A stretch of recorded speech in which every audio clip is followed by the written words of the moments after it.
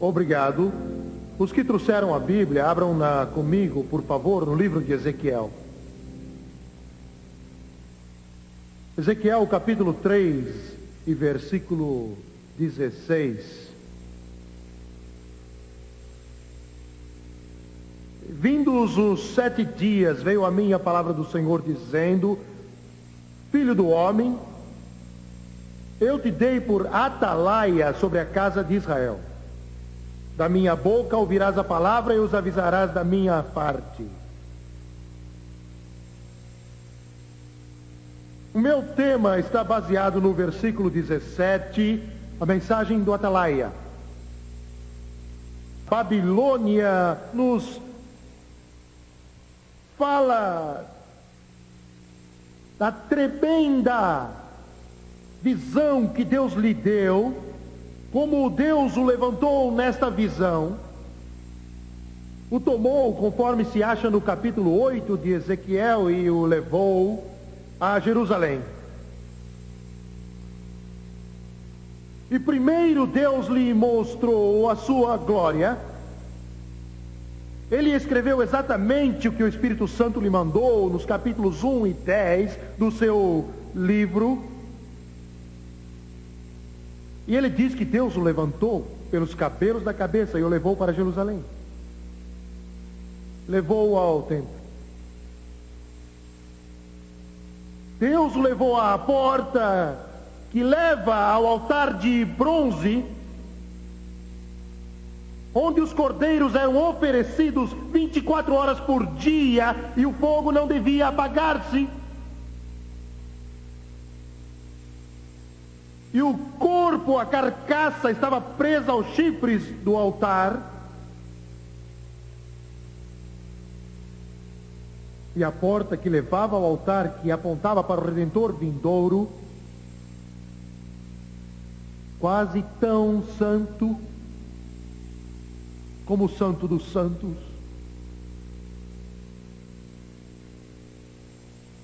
E a poucos metros ficava a estátua de Tamuz. Tamuz, o deus fenício. Tamuz, que mais tarde se tornaria o grego deus Adonis, deus da fertilidade, onde se praticavam as mais sujas e abomináveis orgias que o inferno podia criar e imaginar. Tudo foi levado a Tamuz. Ezequiel viu em sua visão as centenas de mulheres que estavam chorando e soluçando, porque queriam ter os seus corpos oferecidos como prostitutas em honra a Tamuz. Isso diante do altar de bronze. Deus levou Ezequiel lá dentro, e ele viu os homens que viravam seu rosto para o oriente e adoravam o sol.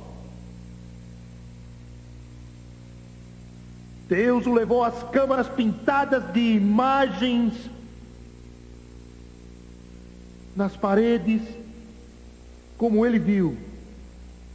E sacerdotes ofereciam incenso ali no templo de Deus, nas paredes gravadas figuras de Deus como Astarte, Camos e Baal. Camos, as crianças eram postas em seus braços, o fogo era atiçado e os sacerdotes tocavam os tambores para sufocar os gritos das crianças e queimavam incenso no templo de Deus a Astarte, a Baal, a Tamuz e a Camos.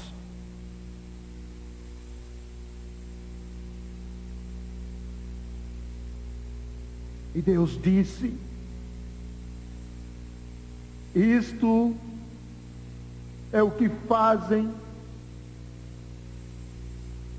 estes meus filhos, meu povo, minha nação.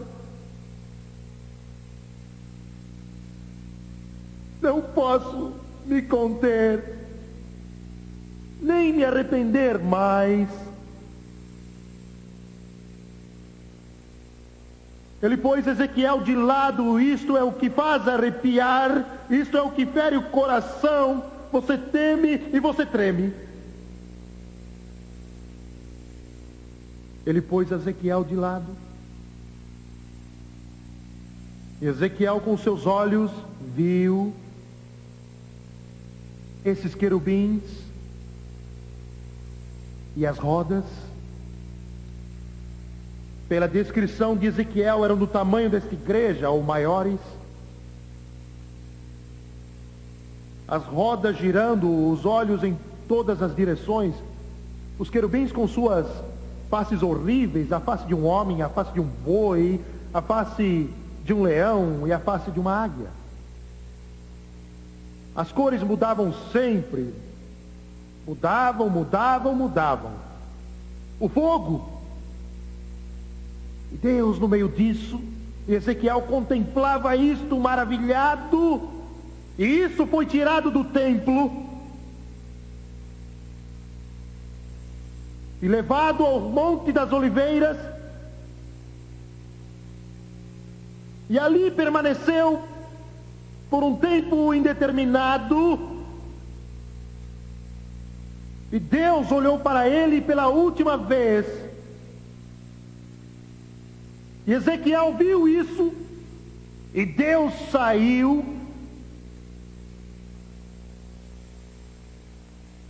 e ele não voltou até hoje,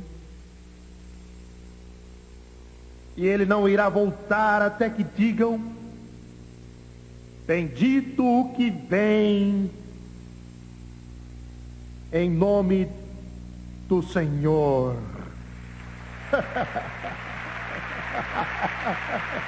Louvado seja o nome do Senhor Jesus. Neste mesmo monte, o Monte das Oliveiras, o Todo-Poderoso em sua grandeza e em sua glória e em seu esplendor, além da imaginação,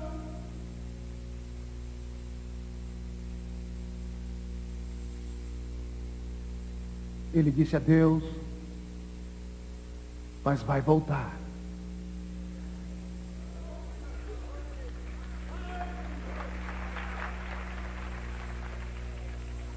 O mesmo monte, o mesmo lugar, e vai pôr seus pés nesse monte,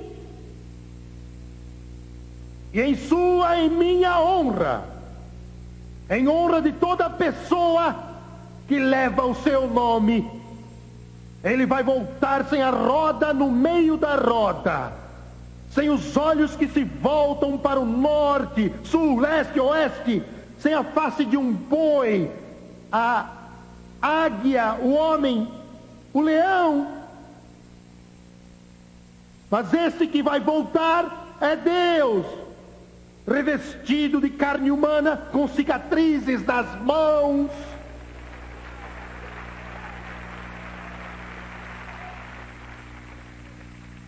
Mas não pense que o seu poder é deficiente, porque no momento em que seus pés com sinais dos cravos tocar o Monte das Oliveiras, vai haver tanto poder lá, como Zacarias disse, ele vai se fender de um lado para outro, e ele vai tremer, e Jerusalém vai tremer.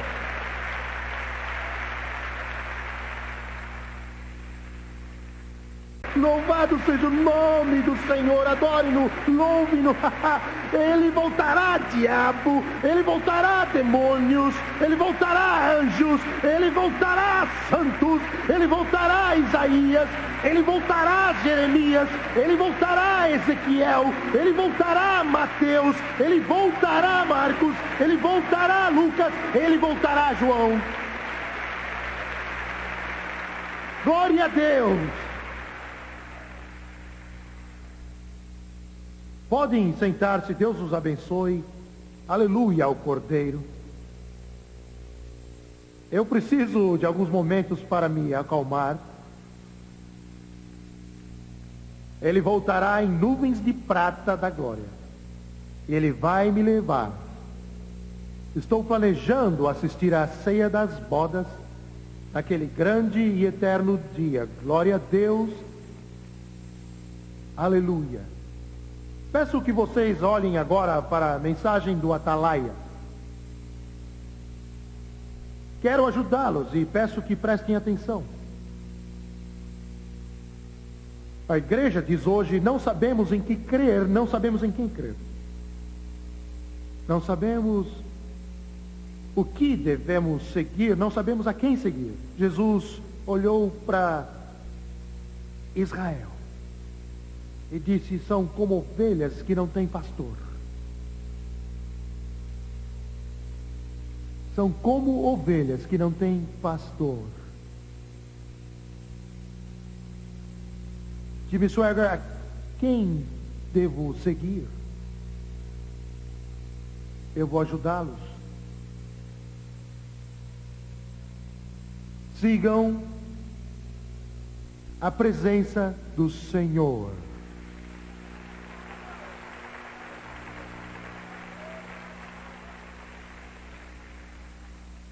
Vejam onde a presença de Deus está. Vou ser um pouco ousado. Você diz: eu fui criado nessa igreja, e é a igreja que eu frequento, na qual sempre estive, mas se a presença de Deus não está lá, eu não voltaria lá. Eu fui criado na Assembleia de Deus, e se a presença de Deus não estivesse lá, eu não teria voltado. A presença de Deus é o que você segue. A presença de Deus, a unção de Deus, o poder de Deus, sua presença.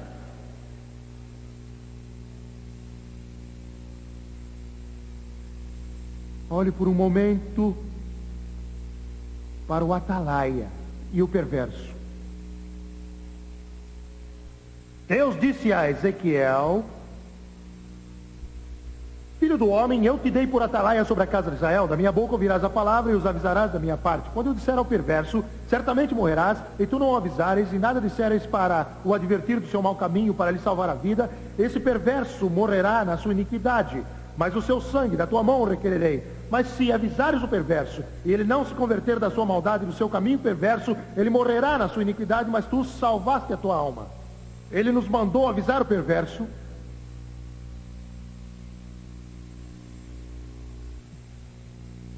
Por que estamos gastando tantos milhões de cruzados para levar o evangelho ao mundo todo? Porque Jim Musi acaba de voltar da Turquia, acaba de voltar da Argentina, do Brasil. Por quê? Porque eu procuro colocar este programa em todo o mundo. É que assim Deus ordenou, enfática e dogmaticamente. Por que eu lhe mando tantas cartas e quando você vai ao correio está cheio delas?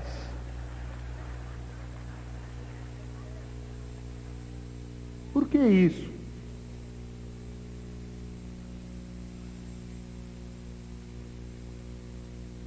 Você apanha e nem quer ler a carta porque sabe que é minha. Você já tinha recebido uma antes? E você não quer lê-la? E você resolve: eu vou deixá-la lá. Mas pensa, o que ele quer agora? O que poderá ser? Você apanha alguma coisa disso para você abrir e ele quer mais dinheiro.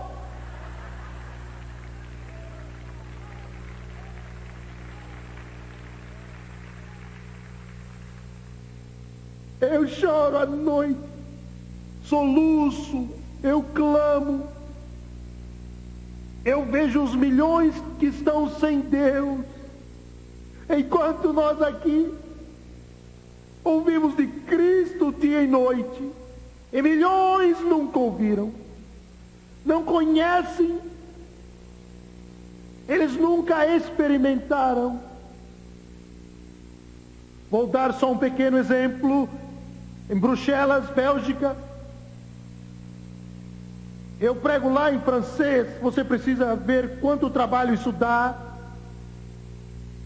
Realmente, a voz não é minha.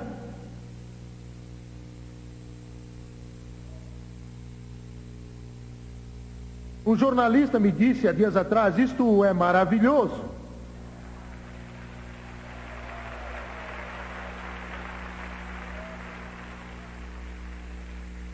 Alguém sentado numa salinha olhando para a tela da TV, e o equipamento de gravação está ligado e os técnicos manejando os aparelhos que vocês deram, e Satanás fica todo espantado. Alguém está sentado ali atrás de um vidro com os fones de ouvido, e ele está falando francês. Parlez-vous français?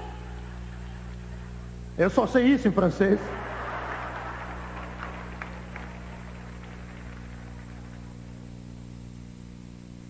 E outro está na sala dizendo: Cristo vive! Em espanhol. Outro fala italiano. E eles têm de repetir a frase várias vezes até acertar, e quando acaba, estou falando francês, espanhol, italiano, japonês, qualquer língua.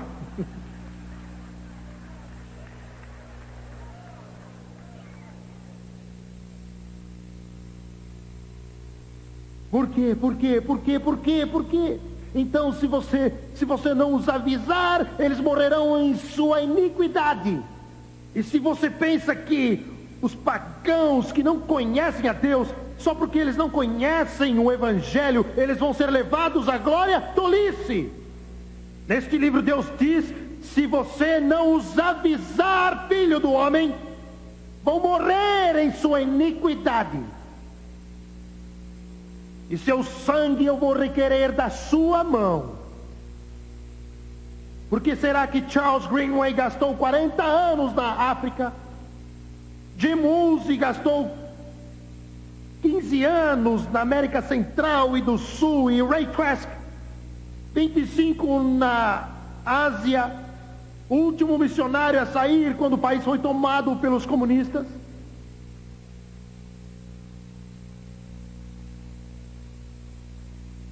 Por quê? Porque ele disse: seu sangue requererei da sua mão.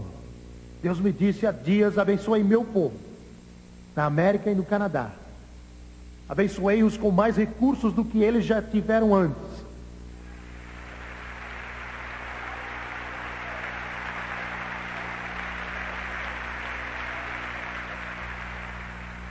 Jesus não morreu no Calvário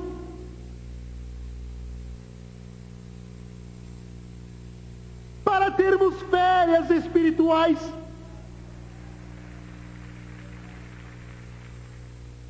Temos o Espírito Santo, o poder do Espírito Santo, e o estamos desperdiçando com trivialidades.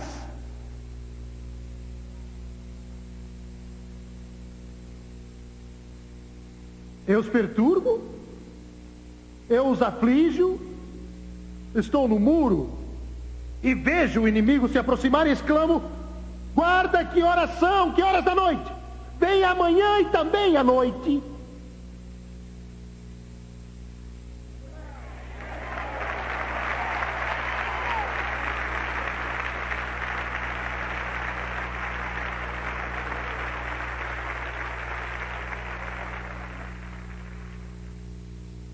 O seu sangue da tua mão requererei. Seu sangue eu requererei de você. Irmão, escute. Meu coração se agita, sofre muito quando eu ligo a televisão e vejo pastores cheios do Espírito gastando tempo precioso que poderia ser usado para pregar Cristo, ocupados com futilidades e tolices. Deus nos ajude. Deus nos ajude. O que Deus quer é que nós oremos e abramos este livro, a palavra de Deus, e preguemos Jesus, que Jesus salva, que Jesus cura, que Jesus batiza no Espírito Santo e que Jesus vai voltar de novo. Jesus salva, Jesus cura, Jesus enche e Jesus vai voltar. O mundo precisa de Jesus.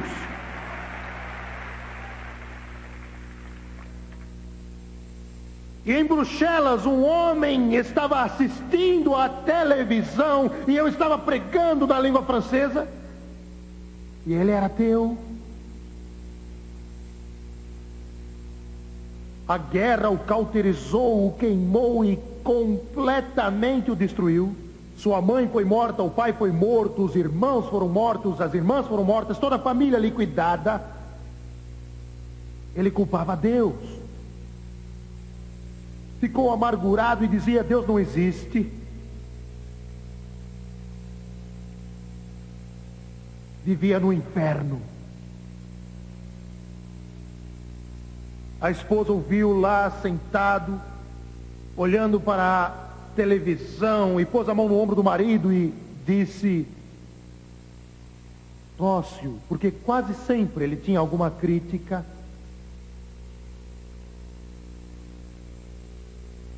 Quando ele orar, você deve pôr-se de joelhos e orar. Não existe coração duro demais para Deus poder penetrar. Com 70 anos, amargura, ódio. Ela ficou ali na porta e alguns momentos mais tarde. O que estou tentando lhe dizer é que em muitas cidades somos os únicos a pregar o Evangelho. Não estou me exaltando, somos os únicos. Ela olhou para ele quando eu disse: curve a cabeça, e ele se prostrou de joelhos. E eu disse: amado Deus, e ele disse em francês: amado Deus, eu venho a ti, em nome de Jesus, em nome de Jesus. Ela estava tremendo na porta, tremendo ao vê-lo prostrado. Ele nunca tinha orado na vida. Eu aceito Jesus Cristo. Ele disse: eu aceito Jesus Cristo como meu Salvador. Agora eu estou salvo. Em sua carta, ela nos escreveu: no dia seguinte, ele levantou. Ele era um homem completamente mudado. Veio andando para mim, apertou o peito, olhou para mim e caiu morto. Mas graças a Deus está com Jesus.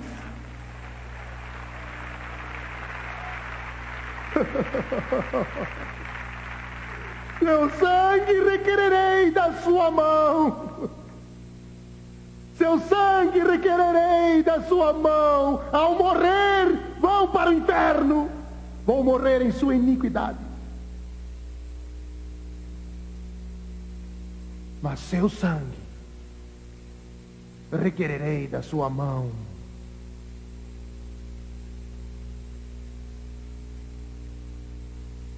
Não terminei, mas o Espírito Santo diz que devo parar. Curvem a cabeça, por favor. Pai Celestial, depois de trazer esta mensagem, este é o hino, Charlie, este é o hino. Há um lugar junto à cruz para você. Eu ouço em 1000 vilas africanas. Eu ouço em 1 milhão de lares o nome que é sobre todo nome. Dizendo: Atalaia, se tu não os avisares, vão morrer em sua iniquidade, e seu sangue requererei da tua mão. Igrejas, eu rogo, dê-me os meios de fazê-lo. Ajudem-me a realizar a obra, com orações e financeiramente. Amado Deus, em nome de Jesus, curvem a cabeça e fechem os olhos. O Espírito Santo está em toda parte aqui. Se você pudesse ver, isso chocaria você e não poderia viver, seu coração pararia. Se você pudesse ver o Deus eterno, você morreria de medo. Especialmente se você não fosse lavado no sangue do Cordeiro. Mas Ele está aqui hoje, assim como estava naquele templo em Jerusalém, 2500 anos atrás. E está falando com você. Eu avisei você hoje e só arranhei a superfície, mas o Espírito Santo fez o resto. Eu avisei você. Há alguns neste auditório de quase 7.500 pessoas, o auditório completamente lotado. Você não está preparado. Não está pronto para encontrá-lo. Você é pecador. Você perdeu o seu rumo. Você sente o aviso do Espírito Santo hoje, agora ouça-me. Deus mandou que lhe falasse. Você sentiu o aviso do Espírito Santo hoje. Ele penetrou no seu coração, no seu espírito. Ele avisou você. Acerte agora mesmo sua vida com Deus. Não demore. O tempo está se esgotando. Vou pedir que todos no auditório se levantem agora, por favor.